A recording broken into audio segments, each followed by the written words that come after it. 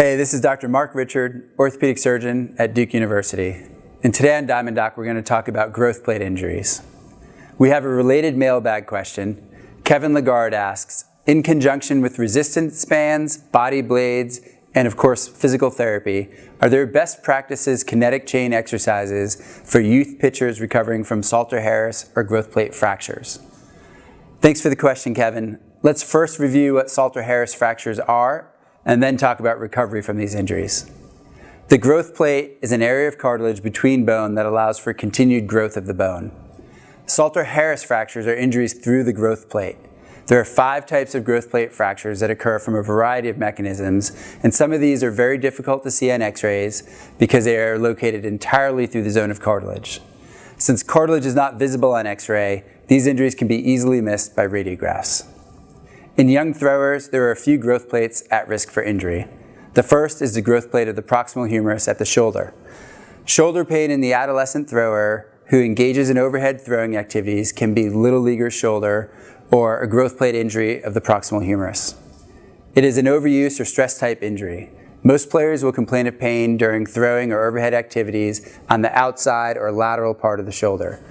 The average age of players with this injury is about 14 years old. More commonly, Salter-Harris growth plate injuries in throwers occur at the elbow. This is commonly referred to as little leaguer's elbow and occurs in players with an average age of about 10 to 12 years old. Players complain of pain on the inside or medial portion of the elbow during throwing and often demonstrate a loss of velocity or loss of control. Like the shoulder, these are overuse injuries that occur from repetitive stress through the cartilage of the growing skeleton. The most important treatment for these injuries is rest. Players must completely shut down throwing activities for a minimum of 6 weeks, but often 3 months. The injury results from overuse, and when it occurs, a reevaluation of the player's activities is warranted.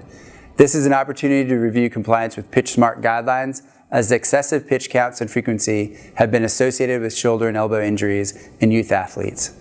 Similarly, an evaluation of pitching technique is warranted to assure that proper mechanics are employed. Preseason conditioning is also helpful in preventing overuse injuries. The rest period for healing of the growth plate fracture is a good time to work on core strengthening in order to be better prepared for a safe return to throwing. In short, there is no single rehab exercise for a return to throwing after a growth plate fracture. The single best treatment is an appropriate period of complete rest from throwing.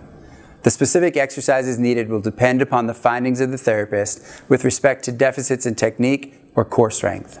And of course, prevention is the best medicine. Know the PitchSmart guidelines and stay within those limits. Do you have questions about growth plate injuries in young baseball players? Please respond in the comments and ask your questions using the hashtag USABmailbag.